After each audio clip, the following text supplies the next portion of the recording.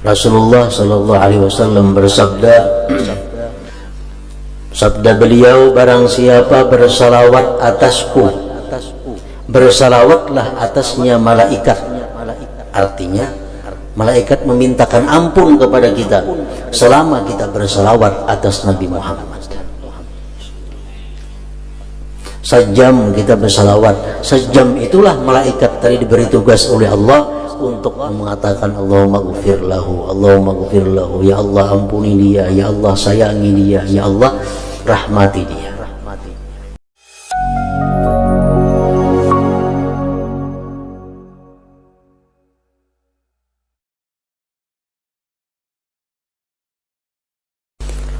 Wasafati saffa, artinya adalah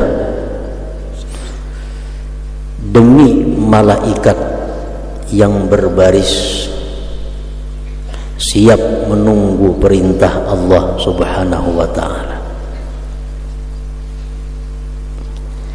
Fazajirati zajra, demi malaikat yang bertugas menghalau awan untuk menuju suatu tempat yang akan dihujani. Fattaliyati dzikra, demi malaikat yang membaca zikir. Inna ilahakum lawahid, sesungguhnya Tuhan kamu adalah satu atau esa. Nah, para muhibbin rahimakumullah, ini merupakan sumpah dari Allah Subhanahu wa ta'ala demi malaikat yang bersab, yang berbaris, yang mana mereka itu selalu siap untuk menunggu perintah dari Allah Subhanahu wa ta'ala.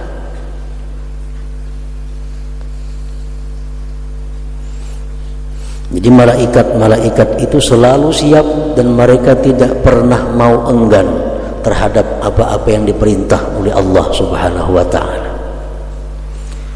Dan dari sekian banyak para malaikat itu, berbagai macam pula tugas-tugas yang diberikan Allah kepada mereka, para malaikat itu. Ada malaikat yang diberi tugas oleh Allah Subhanahu wa ta'ala untuk memintakan ampun kepada Allah terhadap orang-orang yang membaca salawat atas Nabi Sallallahu Alaihi Wasallam. Jadi malaikat ini tugasnya hanya satu. Kada ada tugas lain, kada ada. Dia diberi Allah tugas hanya memintakan ampun kepada orang yang bersalawat atas Nabi. Allahumma ghafir fulan bin fulan, Allahumma ghafir fulan bin fulan, itu aja bacaannya. Ya Allah ampuni fulan bin fulan yang bersalawat kepada Nabi, ya Allah ampuni fulan bin fulan. Rasulullah Sallallahu Alaihi Wasallam bersabda, man shalla alayya salatan sallat alaihi al-malaikah ma shalla alayya, rawahu Ibnu Asakir. Sabda beliau, barang siapa bersalawat atasku, bersalawatlah atasnya malaikat. Artinya malaikat memintakan ampun kepada kita selama kita bersalawat atas Nabi Muhammad. Sejam kita bersalawat, sejam itulah malaikat tadi diberi tugas oleh Allah untuk mengatakan Allahumma ghfir lahu, Allahumma ghfir lahu, ya Allah ampuni dia, ya Allah sayangi dia, ya Allah rahmati dia.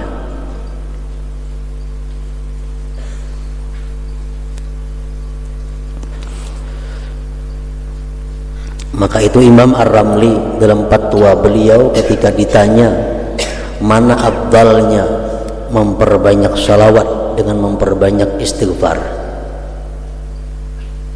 beliau menjawab lebih baik memperbanyak salawat,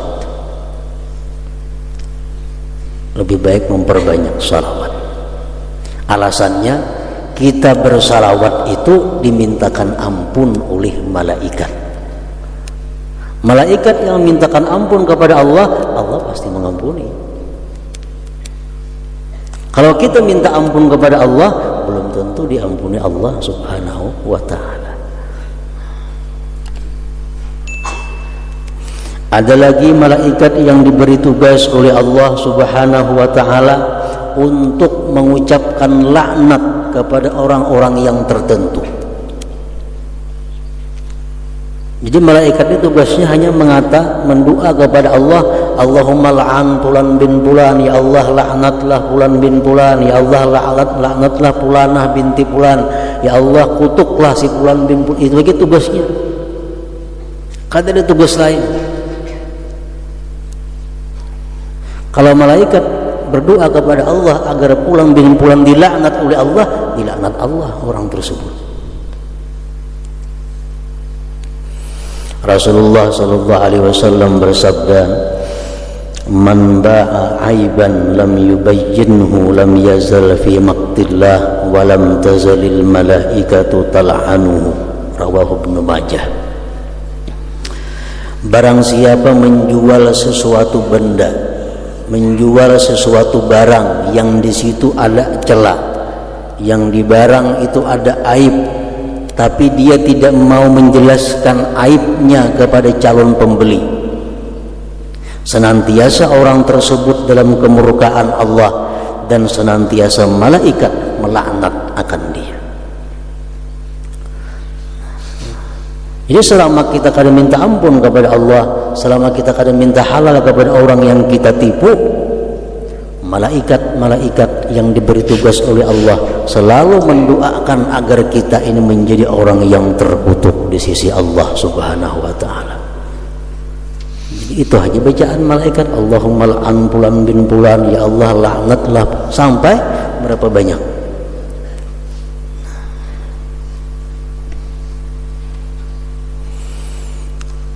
Rasulullah bersabda lagi, idza da'a rajulun imra'atahu ila firashihi fa'abat an taji la'anatha al-malaika hatta tusbiha.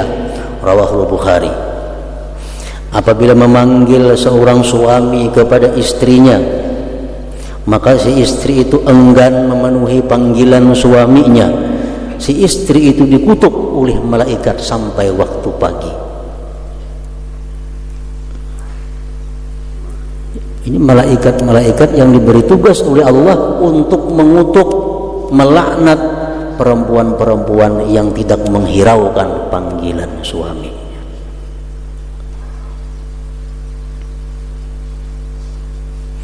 Ada lagi malaikat-malaikat yang berbaris siap diperintah Allah Subhanahu wa ta'ala untuk mencari majlis-majlis zikir.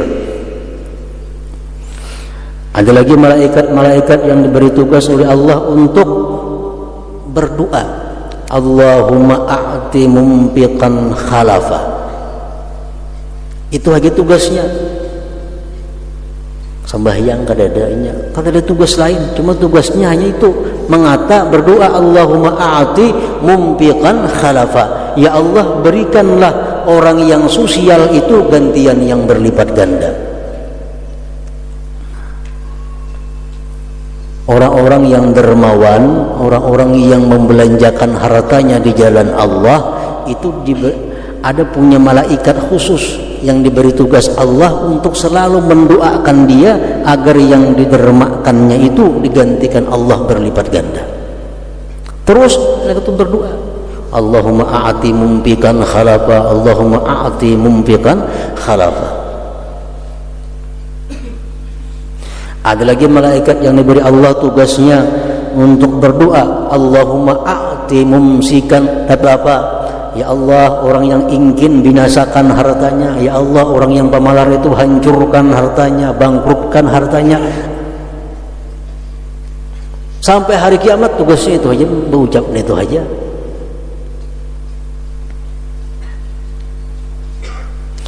Nah, itulah yang dimaksud dengan tafsir firman Allah Subhanahu wa ta'ala, wasafati saffa, demi malaikat yang berbaris siap untuk menerima perintah atau tugas dari Allah Subhanahu wa ta'ala.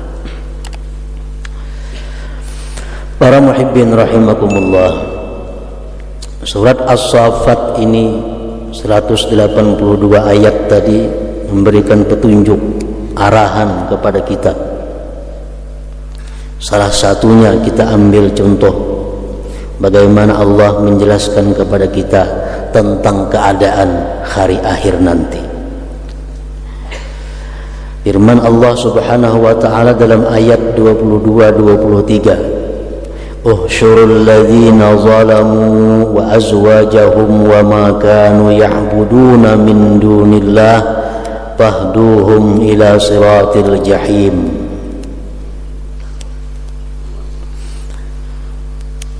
Allah berseru kepada malaikat untuk diumumkan,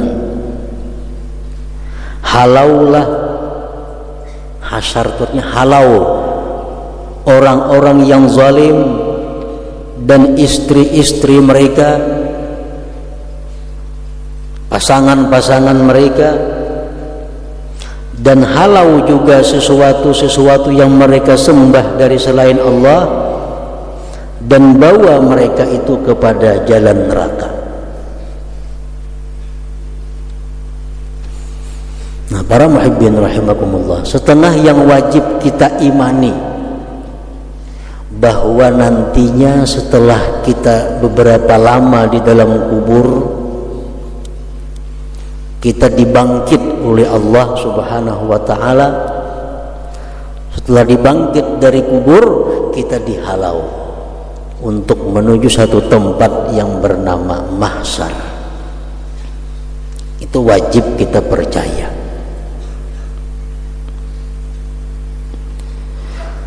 Sewaktu kita dihalau dari kubur menuju mahsyar itu, orang-orang yang menyembah berhala, dia akan membawa berhala. Orang-orang yang menyembah keris akan membawa keris. Ujar Tuhan, halau mereka beserta sesuatu-sesuatu yang mereka sembah dari selain Allah Subhanahu wa taala. Nah, jadi di situ kaina diadakan oleh Allah Subhanahu wa taala barang yang kita sembah dalam dunia. Apabila adanya, apabila datangnya, wallahu alam, itu urusan Allah Subhanahu wa taala. Walhasil waktu kita bangkit dari kubur, kita dihalau menuju mahsyar, kita membawa sesuatu-sesuatu yang kita sembah selain Allah Subhanahu wa taala. Imam Al-Ghazali menyebutkan dalam kitabnya Ad-Durratul Bakhirah, wa minan nas may yuhsyaru bi fitnatihi dunyawiyah. Sebagian manusia nanti dihalau ke padang mahsyar itu dengan fitnahnya di dalam dunia. Artinya kita dihalau di padang mahsyar kaina kalau kita beriman kepada Allah, kita kadang menyembah berhala, tapi dalam dunia kita seringkali lalai kepada Allah dengan sebab sesuatu-sesuatu.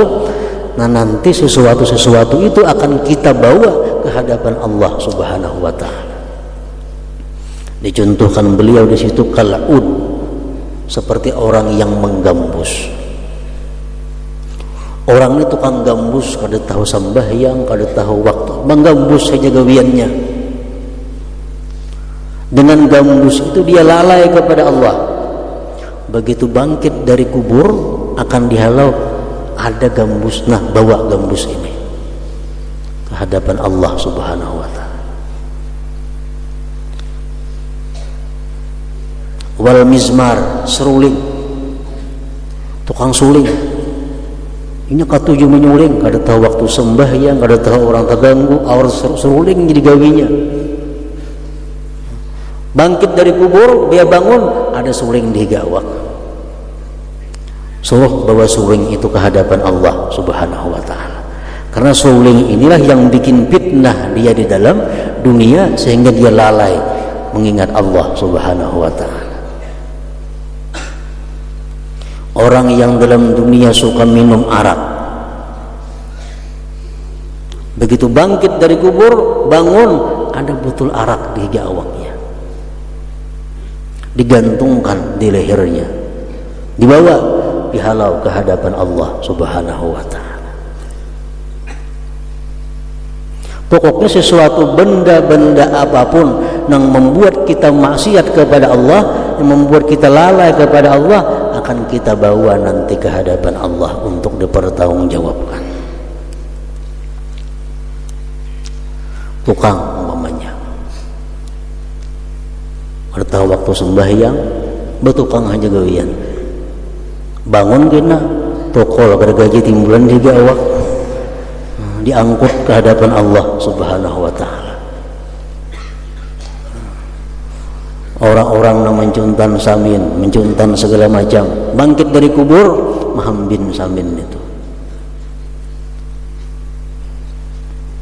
Wa minan nas may yuhsyaru bi zalamatih.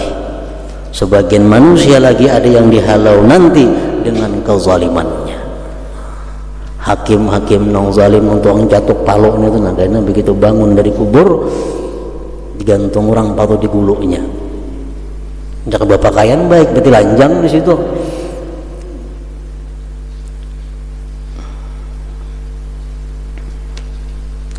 Para muhibbin rahimakumullah. Jadi setiap benda apapun yang melalaikan kita kepada Allah Subhanahu wa ta'ala, maka benda itu akan kita bawa nanti ke hadapan Allah untuk dipertanggungjawabkan. Rasulullah sallallahu alaihi wasallam bersabda, yuhsyarun nas yaumal qiyamah salasata asnaf rukbanan wa musyatan wa ala wujuhihim. Dihalau manusia itu pada hari kiamat 3 kelompok. Ada yang dihalau bertunggangan, berkendaraan. Bangkit dari kubur, siap sudah ada kendaraan mengangkut. Ada yang dihalau dari kubur menuju mahsyar itu wa musyatan, jalan kaki. Wa ala wujuhihim, ada yang jalan merayap, jalan berjalan di atas muka mereka. Hadis riwayat Tirmidzi.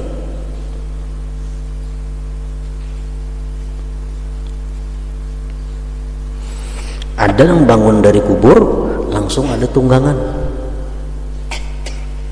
siap naik tunggangan menuju padang mahsyar.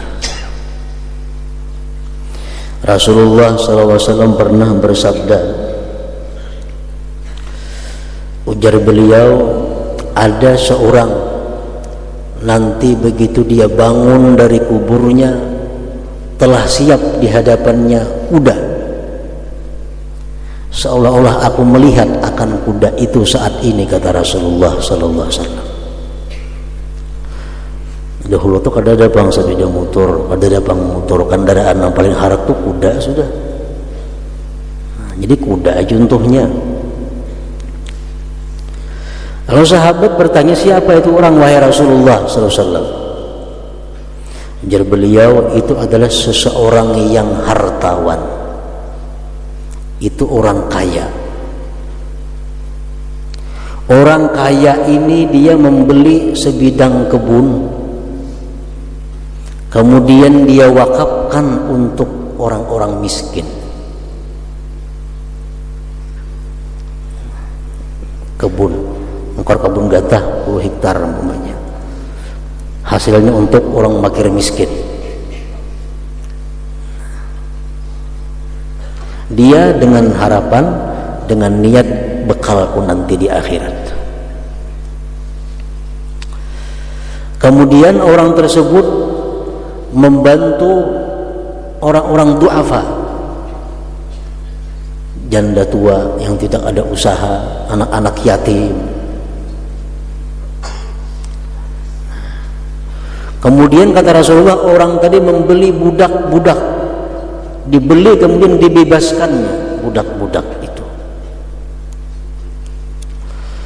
Kemudian laki-laki tadi, kata Rasulullah, waktu dia berjalan ada melihat laki-laki tua yang matanya sudah kabur, yang berjalannya sangat lemah. Si hartawan tadi melihat laki-laki itu, dia belikan kuda. Dia belikan kuda, dia serahkan kepada laki-laki tadi, wahai laki-laki, ini aku memberi engkau kuda agar engkau tidak susah payah berjalan kaki, dengan niat mudah-mudahan nanti aku dibangkitkan dari kuburku diberi kuda oleh Allah Subhanahu wa ta'ala. Nah, itulah kata Rasulullah SAW, orang yang nanti bangkit dari kubur sudah ada tunggangan kendaraan yang membawanya menuju padang mahsyar itu. Namun kita di sini kada tak pakai kuda, nandang sepeda motor gitu warakan. Warakan sepeda motor. Orang-orang penceramah nang kampung-kampung, nang dusun-dusun itu nang mereka bisa beda nang sepeda motornya buruk, ganti akan lawan nang buka niat supaya nanti bangkit dari kubur ada kendaraan yang menjemput aku untuk menuju mahsyar.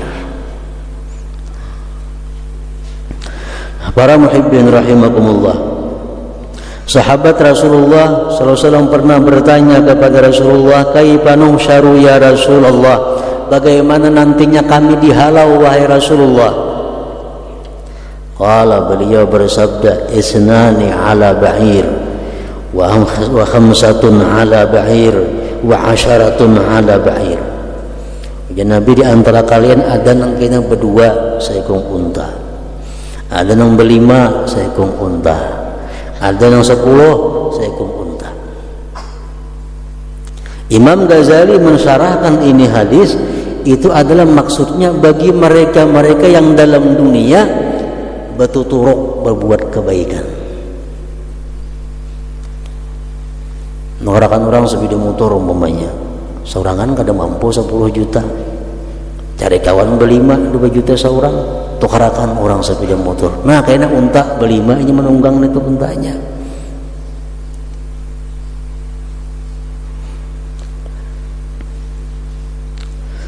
Para muhibbin rahimakumullah, Al-Imam Al-Qurtubi dalam tazkirahnya menyebutkan bahwa di padang mahsyar nanti manusia, khususnya umat Nabi Muhammad sallallahu alaihi wasallam ini dihalau dari kuburnya menuju mahsyar berbagai macam bentuk keadaan tubuhnya. Ada yang nanti begitu bangkit dari kubur wajahnya berubah kalkirdah seperti kerang. Awak-awak manusia muha warik. Siapa mereka-mereka itu? Mereka adalah orang yang dalam dunia namam, ma'adu domba, ma'anjur atar. Orang yang kerjaannya dalam dunia katuju benar ma'adu domba, katuju benar namimah ini, begitu bangkit dari kubur kada bentuk manusia lagi, wajahnya berubah menjadi kirda.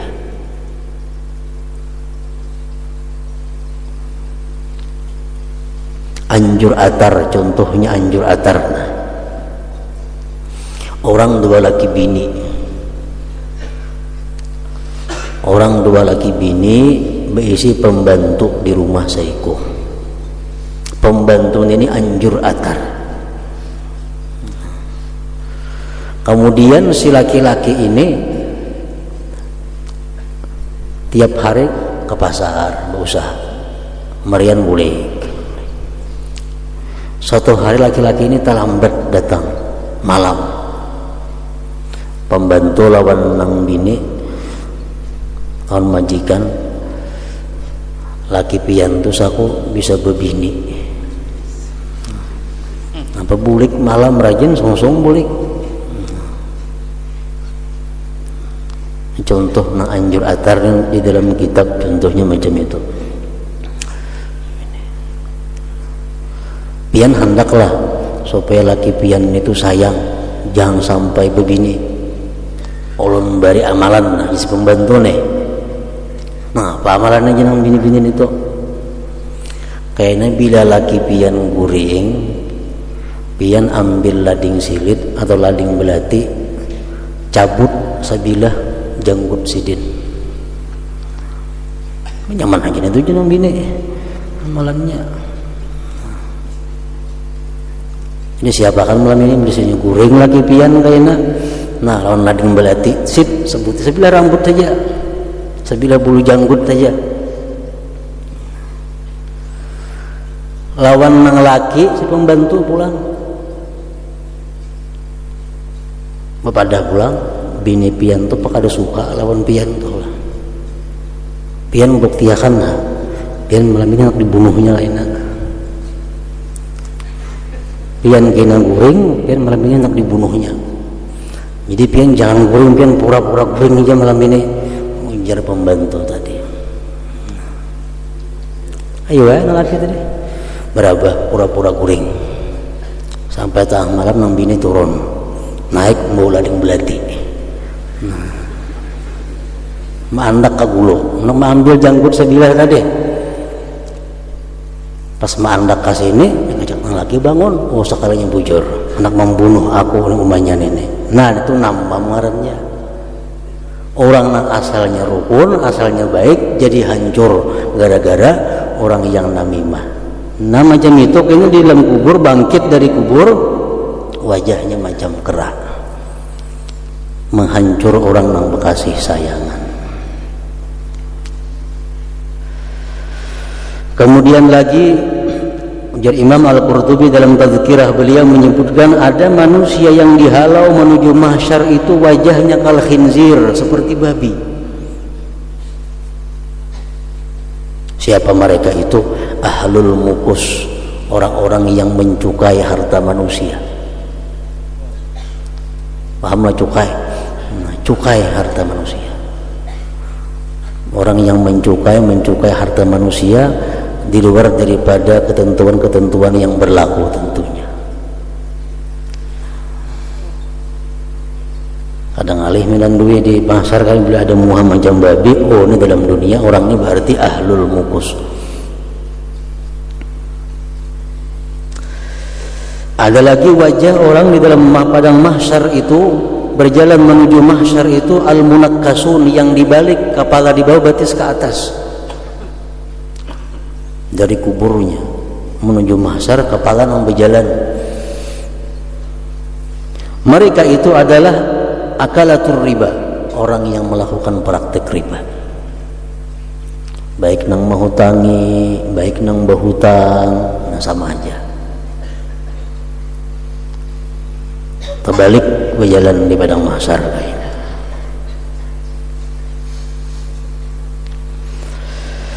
Ada lagi orang yang di dalam padang mahsyar itu berjalan al-muqatta'atu aydihim wa arjuluhum, yang potong kaki tangannya. Mereka itu siapa? Alladzina yu'zunal jiran, orang yang sering kali mengganggu, menyakiti tetangganya, menyindir, menyambati lawan tetangga, lawan jiran. Bangkit dari kubur kada bertangan, kada berbatis kayaknya. Itu Al-Imam Al-Qurtubi mengambil sarinya daripada hadis Rasulullah sallallahu alaihi wasallam.